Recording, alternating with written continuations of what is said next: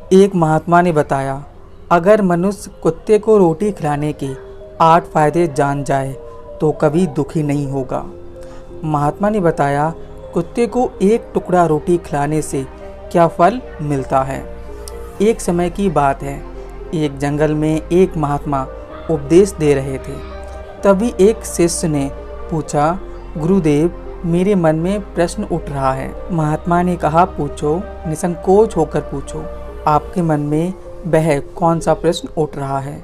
तब शिष्य ने कहा, गुरुदेव, मैं यह जानना चाहता हूँ कि कुत्ते को एक टुकड़ा रोटी खिलाने से मनुष्य को कौन सा फल मिलता है। तभी महात्मा ने कहा, कुत्ते को एक टुकड़ा रोटी खिलाने से मनुष्य को 8 फायदे होते हैं। जो भी मनुष्य इन फायदों के बारे में जान जाता है उसका जीवन धन्य हो जाता है और उसको जीवन में कभी दुखों का सामना नहीं करना पड़ता है।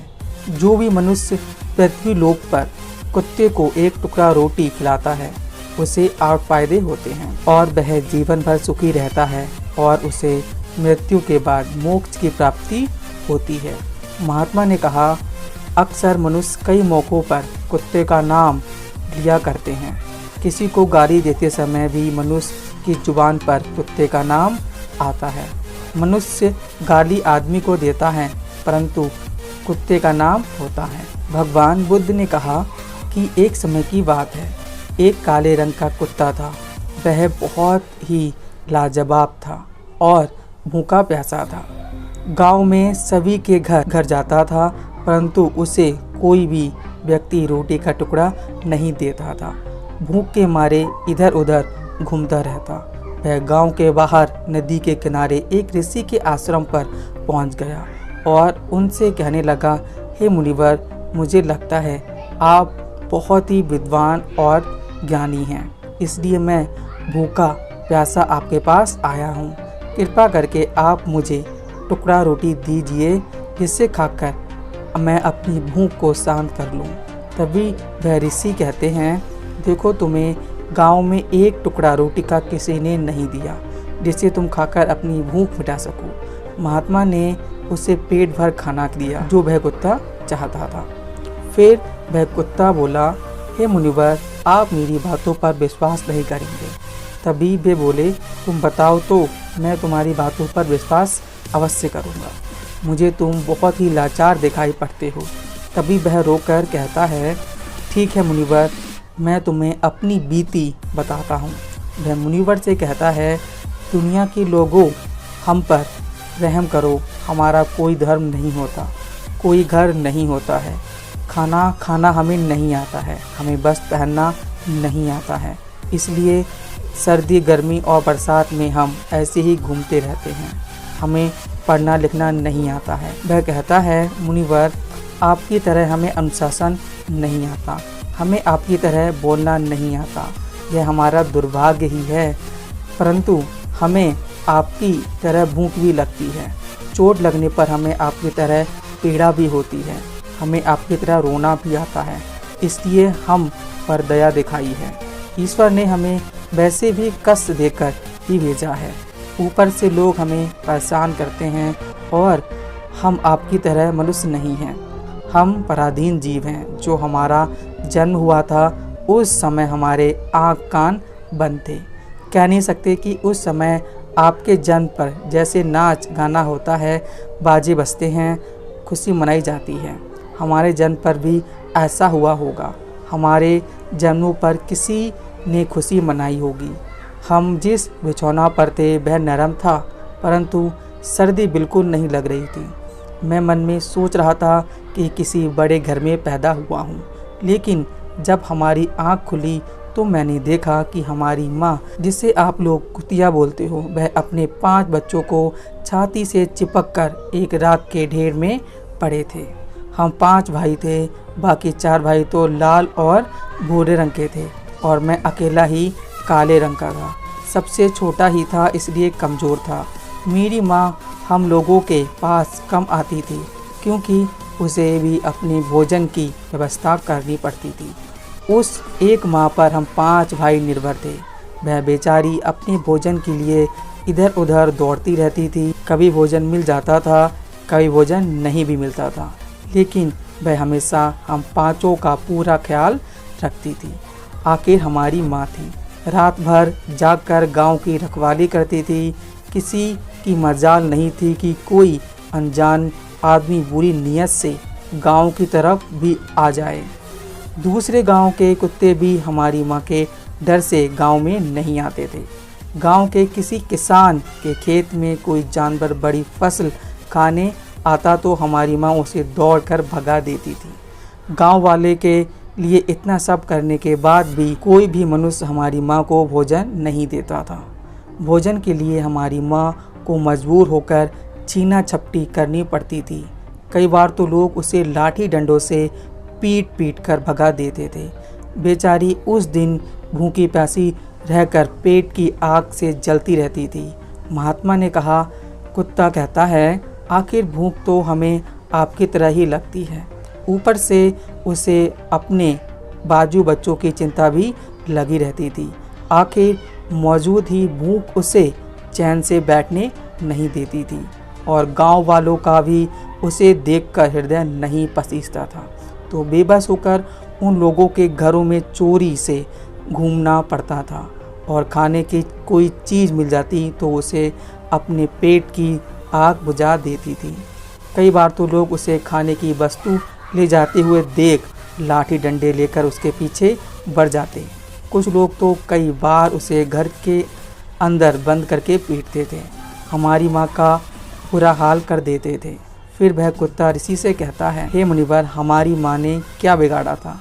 उसने सिर्फ अपने पेट के लिए भोजन हेतु चुराया था। चोरी करने का हमें कोई शौक नहीं है। पापी पेट हमें यह सब करने के लिए मजबूर कर देता है। एक दिन की बात है, बड़ी जोरदार बरसात हुई, ओले पड़े थे, ठंडी हवा चल रही थी। उस ठंड में ठुठुर कर हमारे 3 भाई मर गए। उस दिन हमारी माँ बहुत रोई थी, लेकिन मनुष्य हमारी पीड़ा को नहीं समझे क्योंकि उसके बच्चे थोड़े ही मरे थे। फिर कुत्ता कहता है, हे मुनिवर, हम सिर्फ 2 भाई रह गए थे। हमारी माँ हम दोनों की अच्छे से देखभाल करने लगी थी। फिर एक दिन उसी गांव में ठाकुर साहब के घर पर दावत चल रही थी। अनेक प्रकार की मिठाइयाँ बन रही थीं। ठाकुर साहब के घर काफ़ी मेहमान आए हुए थे।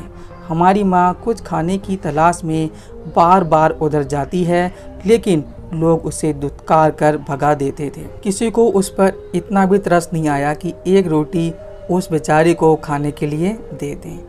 मेरी माँ बार बार जाती वहीं खड़ी देखती रहती थी। ठाकुर साहब के आंगन में दावत खाने का सिलसिला चालू हुआ। भोजन परोसा जाने लगा। मेरी माँ भी वहाँ जाकर पूंछ हिलाने लगी। खाना परोसने वाला आदमी जब किसी काम से भीतर गया तो मेरी माँ दुबे पाँव रोटी लाने को चल पड़ी। फिर दूसरे आदमी ने मेरी माँ को जाते हुए देख लिया तो चारों ओर से लोग चिल्ला चिल्लाकर उसकी तरफ आ गए। मेरी माँ उनकी चीख सुनकर घबरा गई। 2-3 आदमी लाठी लेकर उसके पीछे बड़ी बेरहमी से दौड़े और मेरी माँ वहाँ से घबरा कर भागने लगी, परंतु उसे वहाँ से निकलने का कोई रास्ता नहीं मिला क्योंकि उसके सामने से लोग लाठी डंडे लेकर आ रहे थे। तभी मेरी माँ वहाँ पर जो लोग भोजन कर रहे थे उनको लांघ कर निकल गई। हे मुनिवर, मेरी माँ अपने निकलने पर इतनी दुखी नहीं थी जितनी कि उन लोगों को देखकर हुई थी। जो वहाँ पर दावत खा रहे थे वह उठकर खड़े हो गए। उन्होंने भोजन करना छोड़ दिया और कहने लगे कि कुतिया के लांघ जाने के कारण भोजन भ्रष्ट हो गया है। सब एक दूसरे से विचार विमर्श कर रहे थे कि अब क्या किया जाए, खाना तो सब खराब हो गया है। फिर ठाकुर फूट फूट कर रोने लगा। कुछ लोग तो यह भी कह रहे थे, भाई कुतिया के लांघने से भोजन खराब कैसे हो गया? उसने खाने में या बर्तनों में मुंह थोड़ी डाल दिया, सिर्फ ऊपर से लांघ कर ही तो गई है। और कहने लगे, शहरों में तो लोग कुत्ते को पालकर घर के अंदर भी सुलाते हैं और खिलाते भी हैं, तो इसमें कोई बुरी बात नहीं है। कुतिया के लांघने से भोजन खराब नहीं हुआ है। लेकिन उनमें से कुछ लोग बड़े घरों से ताल्लुक़ रखते थे, उन्होंने एक भी नहीं चलने दी और वह कह रहे थे कि भोजन तो भ्रष्ट हो गया है, यह हमारे खाने के लायक नहीं है। तो आखिरकार उन्हीं की बात मानी गई तो सारा भोजन गरीबों में बांट दिया गया। उस दिन मेरी माँ को खूब भरपेट खाना मिला था। इतना उसने जीवन में कभी नहीं पाया था, लेकिन वह सुख उसके लिए बड़ी मुसीबत बन गया। भोजन करके वहाँ आराम से लेट गई थी। उतने में ठाकुर डंडा लेकर वहाँ आ पहुँचा और उसे बुरी तरह से पीटने लगा। उसे बाहर भागने का भी कोई अवसर नहीं मिल पाया।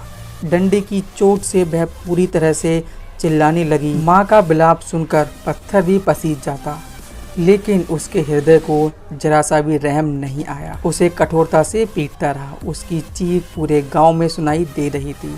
कुछ लोग आए और उसे समझाते हुए बोले, ठाकुर साहब जाने दो, भूखमरी में आदमी की भी बुद्धि भ्रष्ट हो जाती है। यह तो एक पशु है, इसे अच्छे बुरे का ज्ञान नहीं है। इसे मारकर आपको क्या मिलेगा? जो होना था वो हो गया।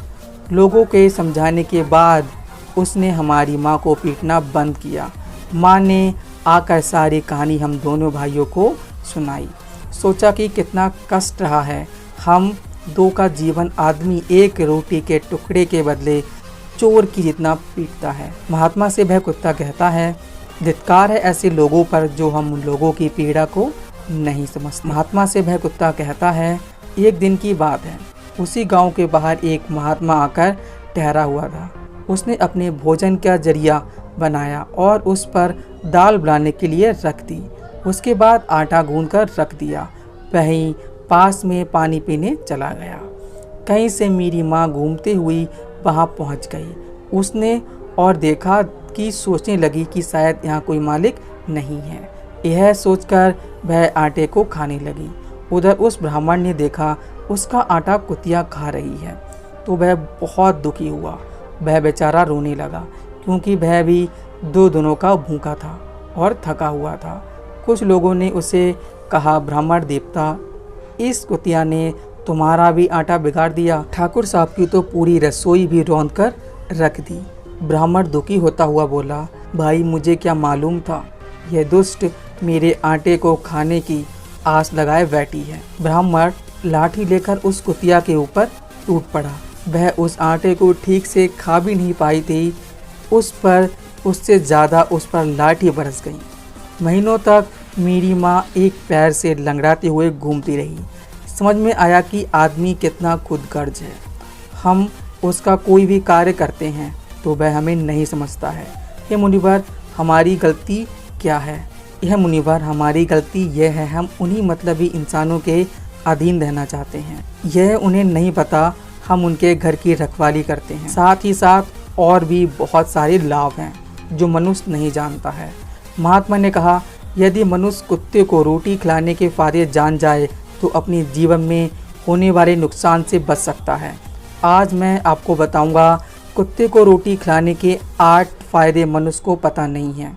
जब भी घर में कोई रोटी बनाई जाती है तो सबसे पहली रोटी गौमाता की होती है और पिछली रोटी कुत्ते की होती है।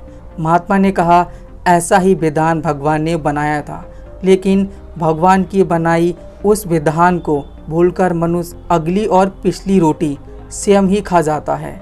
इसका दुष्प्रभाव उसके जीवन पर पड़ता है। कुत्ता वह प्राणी है जिसको रोटी खिलाने से मनुष्य के जीवन में पड़ने वाले ग्रहों के दोष भी दूर हो जाते हैं।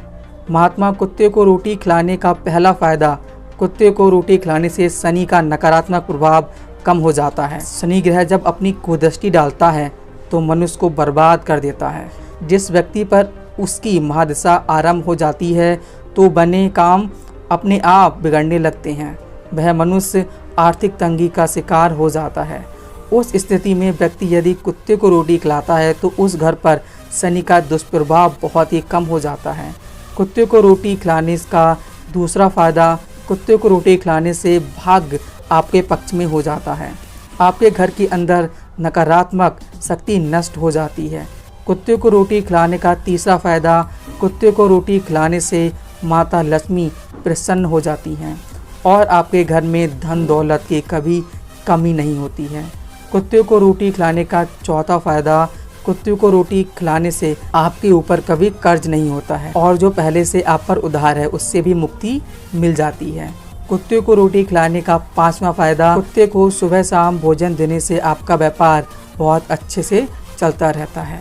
कुत्ते को रोटी खिलाने का 6वां फायदा, कुत्ते को रोटी देने से आपकी आयु में वृद्धि होती है और अटका हुआ धन वापस मिल जाता है। कुत्ते को रोटी खिलाने का 7वां फायदा, कुत्ते को रोटी देने से हमेशा आपका स्वास्थ्य अच्छा बना रहता है और मानसिक रूप से आप मजबूत रहते हैं।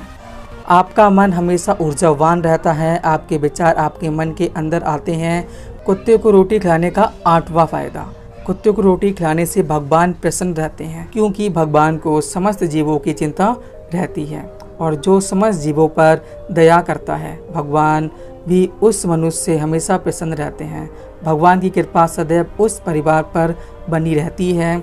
आपने अपने बुजुर्गों से सुना होगा कि कहते हैं जब कोई कुत्ता रोता है तो अपसुकून होता है, कोई संकट आता है, किसी की मृत्यु होती है, इसलिए कुत्ते को कभी रुलाना नहीं चाहिए। इस प्रकार से महात्मा ने कुत्ते को रोटी खिलाने के 8 फायदे बताए। जो भी मनुष्य कुत्ते को रोटी खिलाता है तो इन 8 फायदों का फल उसे प्राप्त होता है। अगर आपको ये वीडियो पसंद आया हो तो वीडियो को लाइक और हमारे चैनल को सब्सक्राइब जरूर करें और अपने दोस्तों के साथ शेयर करें। धन्यवाद।